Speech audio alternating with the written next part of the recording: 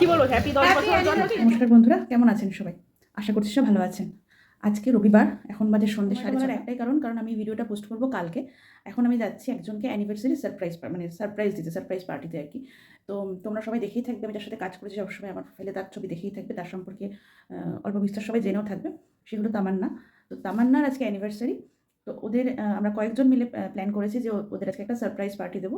তো সেই জন্য আমরা এখন যাচ্ছি বজবজ ব্লু মুন হোটেল। তোমরাও চলো আমার সাথে, কারণ আমি পুরো ব্যাপারটা কি হয় না হয় তোমাদের সাথেও শেয়ার করতে চাই। তো চলো দেখা যাক কী হয়। আর চলে এসেছি ব্লু মুন রেস্টুরেন্টে।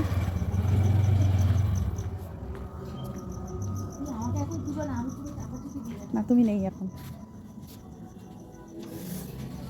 আর তো আসেনি, তো আসেনি। চলে এসেছি,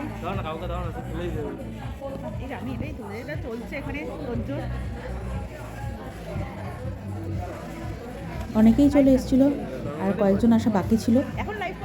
জোর কদমে সাজানো গোছানো চলছিল। এখানে একটা বরণ ডালা তৈরি করা হয়েছিল, যেখানে কিন্তু সমস্ত কিছুই বরণের সরঞ্জাম দেওয়া হয়েছিল। পরে আপনাদের সাথে শেয়ার করছি। আরও ছিল দুটো মালা এবং একটা কেক। সবাই মিলে একসাথে কিন্তু হাতে হাত লাগিয়ে কাজ করছিলাম। এই দেখুন, ডালাতে রয়েছে 4টে মিষ্টি, প্রদীপ, ফুল, ধান দুব্বও ছিল। আর আমরা গোছাতে গোছাতে এটাই আলোচনা করছিলাম যে একটা শাঁখেরই শুধু অভাব, একটা শাঁখ হলে ব্যাপারটা 16 কলা পূর্ণ হয়ে যেত। তো এই ছিল আমাদের সাজানো গোছানো, সবাই মিলে কাজ করছিলাম। আর এবার সব সাজিয়ে অপেক্ষা করছিলাম যে কখন ওরা আসবে। ওদেরকে কিন্তু কিছু জানানো হয়নি, শুধু বলা হয়েছিল যে হোপ ফাউন্ডেশনের একটা মিটিং আছে, তো তোমরা চলে এসো। ওদিক থেকে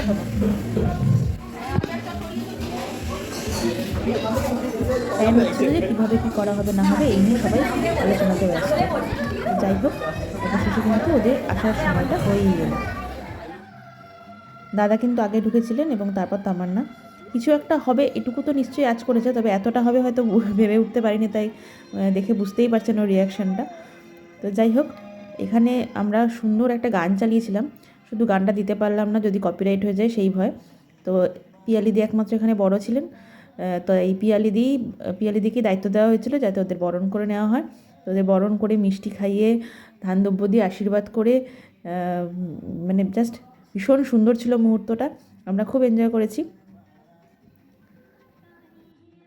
সমস্ত রেস্টুরেন্টের লোকজনও কিন্তু ব্যাপারটা খুব এনজয় করেছে এবং ভীষণ সুন্দরভাবে ব্যাপারটা করা হয়েছে। শুধু এখানেই শেষ নয়, তাদের দুজনকে মালাও পরানো হয়েছিল এবং বলা হয়েছিল তোমরা এবার মালা বদল করো। এত কথার মধ্যে কিন্তু বলা হয়নি এটা ছিল ওদের 10 বছরের অ্যানিভার্সারি। তো 10 বছরের অ্যানিভার্সারি একটু স্পেশাল না হলে হয় বলুন?